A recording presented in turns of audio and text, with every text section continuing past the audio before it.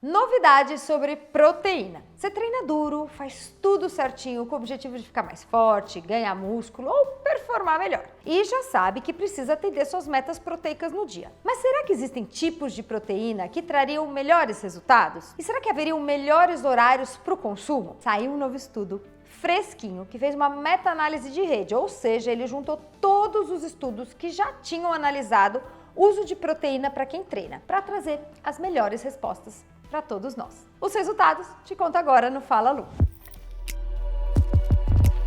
Oi, eu sou Lu Haddad, médica livre docente pela USP, trago aqui um conteúdo sobre saúde, qualidade de vida e esportes, sempre baseados na ciência de forma descomplicada. Galera, quem quiser um conteúdo mais descontraído, um pouquinho do meu dia a dia, da minha rotina, me segue também lá no Instagram.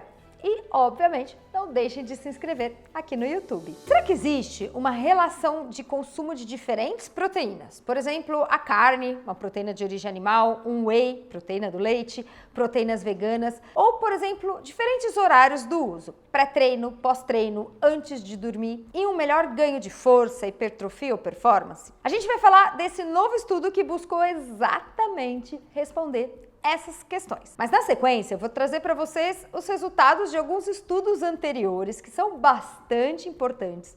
E aí, juntando o estudo novo com o que a gente já tinha na literatura, eu vou explicar para vocês como aplicar essa informação novinha na sua vida. E a proteína que eu uso para otimizar os resultados dos meus treinos de forma bem prática, me ajudando a atingir minhas metas diárias de aminoácido, é a da probiótica. A probiótica tem uma linha completa de proteína. Tem a opção isolada, concentrada, derivada do leite, sem lactose e uma linha vegana, que combina proteínas de diferentes vegetais. Arroz, soja, ervilha, uma alta qualidade e um excelente perfil de aminoácidos. O melhor, a gente tem cupom FalaLu e esse cupom dá até 20% de desconto em todo o site da probiótica. Então vou deixar o link para vocês aqui na descrição. Antes de entrar no novo estudo, vamos fazer uma recapitulação de algumas coisas bem importantes. Quem acompanha o canal já sabe, mas vamos trazer aqui para vocês. Número 1. Quem treina tem uma demanda proteica maior do que a população em geral. E essa demanda é de 1,5, 1,6 gramas de proteína por quilo de peso por dia. Por quê? As pessoas ativas acabam estressando mais os músculos, as articulações e os ossos, o que acelera a degradação e também a formação de novas proteínas. Ou seja, a gente que treina vai precisar de uma quantidade maior de proteína para reconstruir tudo isso que foi decomposto na atividade física. Número 2, tem que ficar de olho no aminograma, os aminoácidos que compõem a proteína que você consome. De todos os aminoácidos, a leucina parece ser a mais importante para estimular a reparação e o crescimento muscular em resposta ao treino. Além disso, existem outros aminoácidos que o nosso corpo também não produz, e eles são chamados de essenciais, os famosos BCAAs. Por isso, é importante olhar o aminograma da sua fonte de proteína para ver se ela está entregando a necessidade diária dos BCAAs e da leucina. Número 3, em relação à proteína vegetal. Muitas delas são incompletas. O que isso quer dizer?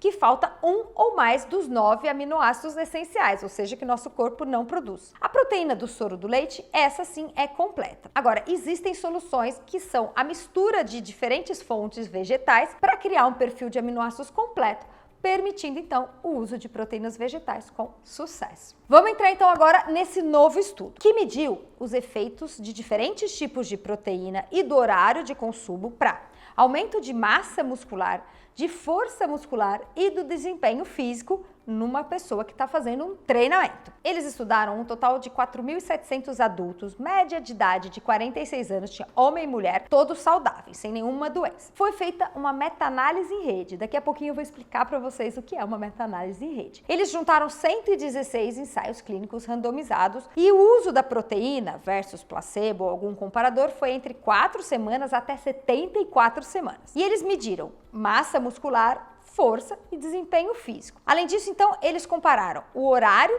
em que as pessoas consumiam essa proteína, se era antes do exercício, depois do exercício, antes de dormir ou ao longo do dia, e também várias combinações, antes e depois do treino, antes do treino à noite, combinações variadas. E eles usaram diferentes comparações de fontes de proteína. Então, tinham proteínas, por exemplo, vegetais, soja, arroz, proteínas animais vindas de carne, da alimentação, peixe, frango, carne vermelha, proteínas do leite, e aí tinha o famoso whey, que vem do soro do leite, tinha caseína, mas tinha também iogurte ou até leite integral. Alguns estudos, inclusive, utilizaram colágeno, que é uma proteína de inseto e até o colostro bovino, que é uma fonte de proteína daquele leite que a vaca produz logo após o parto. Eles mediram então massa muscular e aí foi massa magra, músculo. E eles mediram usando diferentes métodos, ressonância, ultrassom, vários métodos que medem massa livre. Mediram força e aí a força muscular foi analisada em alguns exercícios, como agachamento, leg press, supino,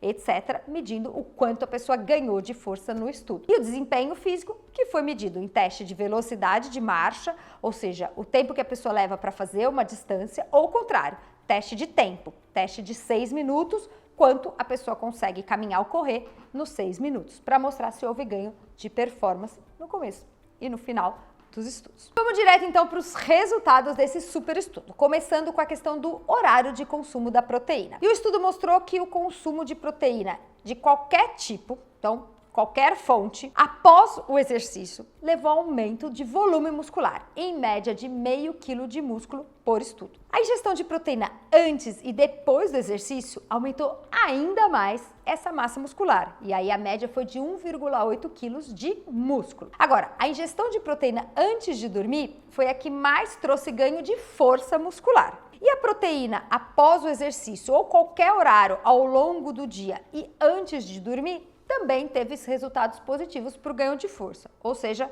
para ganho de força mais positivo antes de dormir, mas um consumo geral ao longo do dia também funcionou bem. Quanto aos tipos de proteína, o whey, a proteína do soro do leite, foi a mais eficiente para ganho de força máxima. Agora, tanto iogurte como carne e até a caseína também levaram a ganho de força. Além disso, o que parece lógico, fontes mistas de proteína ao longo do dia também ajudaram no ganho de força. Suplementação com colágeno melhorou massa magra, mais ou menos 1,5 kg nos estudos com colágeno, e até o consumo de colostro bovino também levou ao ganho de força, ou seja, grosso modo, todas as proteínas funcionaram, mas o whey foi a que trouxe melhores resultados. O tipo e o momento da proteína não levaram a diferenças em relação aos testes de desempenho físico. Lembra? Teste da caminhada, da corrida em 6 minutos? Não teve diferença. Então a gente teve diferenças na hipertrofia, no ganho de força, mas no desempenho físico todas as proteínas tiveram resultados semelhantes. Agora vamos então ao que interessa. Nesse campo da nutrição esportiva, é muito importante entender esse papel da proteína na melhora do desempenho físico e no ganho de massa e força muscular. Ou seja, essas pesquisas, essas grandes meta-análises, não são só uma atividade acadêmica de um doutorando que quer publicar algum artigo. Ela tem, sim, implicações práticas na vida dos atletas ou de quem está buscando uma melhor saúde. Porque a gente pode optar pelo consumo da proteína logo depois do treino ou fazer ela ao longo do dia nas refeições. Isso muda a dinâmica da nossa vida se os ganhos forem diferentes. Mas é um assunto complexo, tanto quanto relevante. O que esse estudo que acabou de ser publicado sugere que uma abordagem específica para otimizar ganhos de músculos e de força é priorizar a proteína de origem animal, especialmente do soro do leite, o whey e a carne vermelha, e o consumo antes e depois do exercício e antes de dormir seria o que trariam os melhores resultados. Mas vamos dar uma olhada nas pesquisas anteriores para a gente ter um panorama mais amplo antes de levar essas afirmações como regras para a nossa vida. E o que a gente tinha até então? A gente tem 2 meta-análises anteriores bem grandes e robustas, que eram o que a gente considerava verdade atual, e a gente já tinha falado algumas vezes aqui no canal, que o horário do consumo da proteína não era muito importante, se antes ou depois do treino ou ao longo do dia. O que importava era a quantidade total, independente do horário. Então, desde que você atingisse sua meta ao longo das 24 horas. Além disso, esses estudos também sugeriam que a proteína vegetal era tão eficaz quanto a proteína animal para a síntese muscular, desde que o aminograma fosse semelhante. A quantidade de aminoácidos e de leucina tivesse a mesma proporção. Que conclusões a gente tira, então, juntando essa informação anterior com a nova informação? Primeiro, em relação ao tipo de proteína. Quando a gente pensa em tipo de proteína, é uma análise um pouco mais fácil de ser feita. Embora esses estudos anteriores, por exemplo, esse de 2021, tenha constatado que proteína animal e vegetal são igualmente eficazes, o que a maior parte das evidências mostra é que a proteína animal é superior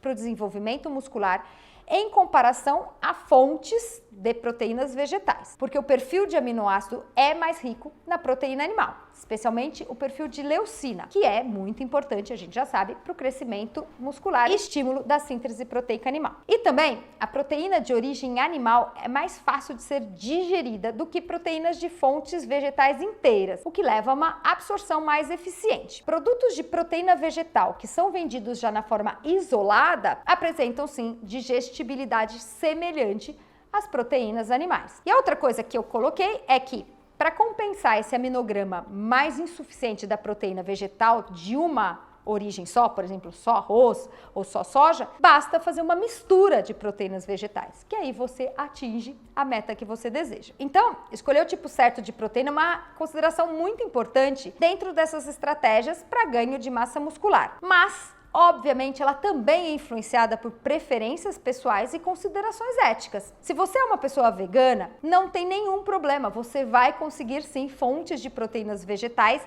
desde que usem origens mistas e para essa absorção mais otimizada, que você faça uso da proteína isolada, que já está frequente aí no mercado, inclusive a Probiótica tem e outras marcas, esta proteína perfeita para o consumo de origem vegetal. Vamos analisar a questão do horário de consumo. Em relação ao timing das proteínas, o debate é um pouco mais complexo e mais técnico. Aqui a gente vai ter que entender um pouquinho de metodologia científica, porque as meta-análises anteriores tiveram um resultado diferente dessa meta-análise. E aí, o que vale? As anteriores que diziam que pouco importa o horário de consumo, ou essa que fala que o consumo pós-treino e o consumo noturno é melhor? Vamos entender qual é a diferença metodológica entre as meta-análises anteriores e essa meta-análise atual. As meta-análises anteriores eram meta-análises tradicionais e essa nova, estudo recente, é o que chamamos de meta-análise de rede. Vou explicar para vocês então o que é uma e outra. A meta-análise tradicional pega um monte de estudos que tem um comparador comum. Por exemplo, whey versus placebo, whey versus caseína, eles têm que ter um padrão, mas você só compara as mesmas coisas com as mesmas coisas. Então, eu só posso juntar o whey quando comparado com placebo. Os estudos são mais semelhantes nos seus desenhos, populações e intervenções, e a gente pega um monte de estudo que estudou a mesma coisa, junta todos os resultados e traz um resultado mais robusto, porque envolve um número maior de pessoas. Pausa aqui que já vale um like, porque eu vou explicar para vocês um conceito bem atual, que é de meta-análise de rede. É algo que muitos pós-graduandos não compreendem, mas está super em voga. A maior parte das meta-análises que estão sendo lançadas atualmente usam esse modelo, que é um modelo um pouco mais novo, que faz o quê? Ele pega diferentes comparações de tratamentos ou intervenções, mesmo coisas que não foram comparadas entre si em estudos anteriores, e ele faz uma rede para conseguir inferir um resultado. Deixa eu dar um exemplo para ficar mais claro para vocês, por exemplo, de um remédio para dor de cabeça. A gente quer saber qual remédio é mais eficaz para curar dor de cabeça. E aí a gente tem diversos estudos comparando diversos medicamentos entre si. Então, os estudos básicos, por exemplo, dipirona versus paracetamol. Temos 10 estudos. Aí a gente tem 10 estudos comparando dipirona com aspirina. Mas a gente não tem nenhum estudo, porque ninguém parou para fazer de paracetamol com aspirina, né? A gente só tem dipirona com paracetamol, dipirona com aspirina, mas a gente quer entender qual o melhor dos três. E se a gente nunca comparou paracetamol com aspirina, como é que a gente faz? A gente faz uma meta-análise de rede. A gente pega todos esses estudos e faz comparações indiretas. A gente usa a dipirona para ligar a aspirina com o paracetamol. E usando os dados desses estudos de forma indireta,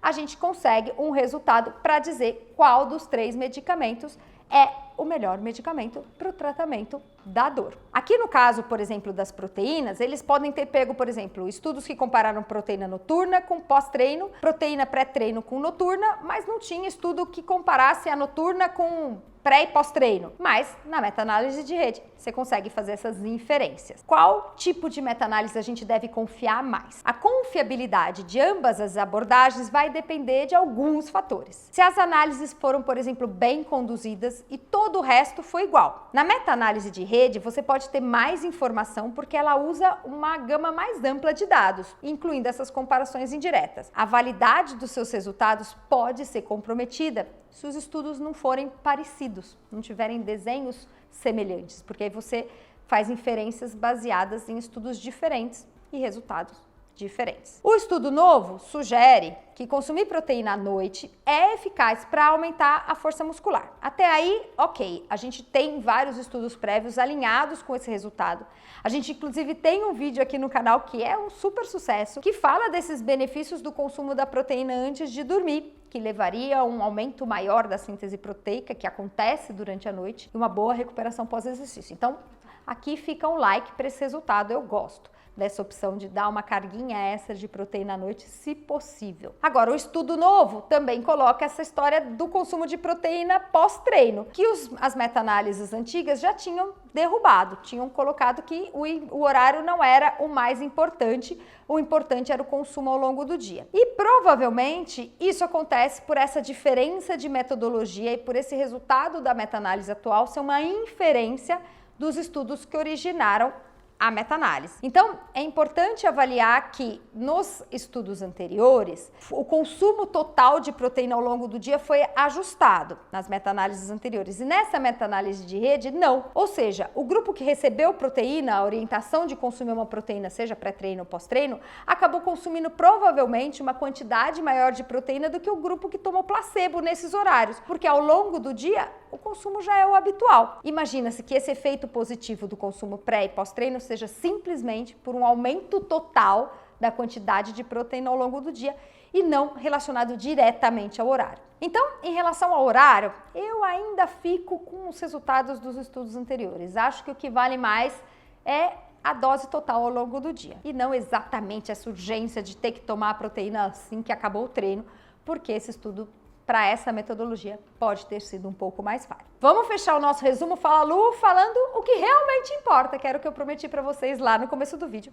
E vale mais um like aqui. Bom, a ingestão diária total de proteína é provavelmente o fator mais importante para otimizar o ganho de massa muscular, de força e de performance. Tipo de proteína é importante porque a proteína animal tende a ser mais eficaz que a vegetal, devido ao perfil de aminoácidos mais rico e absorção mais eficiente. Porém, é possível ajustar a sua proteína vegana para ter a mesma entrega. E o timing das proteínas, por enquanto, continua um tema controverso. A proteína antes e depois do treino, em pesquisas anteriores, não mostrou benefícios superiores ao consumo ao longo do dia, que foi evidenciado nesse estudo atual. A proteína antes de dormir, essa sim, parece ser benéfica e pode ser colocada na nossa vida prática, no nosso dia a dia. Agora, galera, quero comentários. Me contem como vocês organizam o consumo de proteína ao longo do dia. Comem só nas refeições, café da manhã, almoço, jantar, capricha na carne, nas proteínas do leite, ou vocês incluem um whey, um shake, alguma coisa depois do treino ou antes de dormir, uma caseína? Comentem e vamos analisar qual é a métrica aqui do nosso Fala Lu e até o próximo vídeo.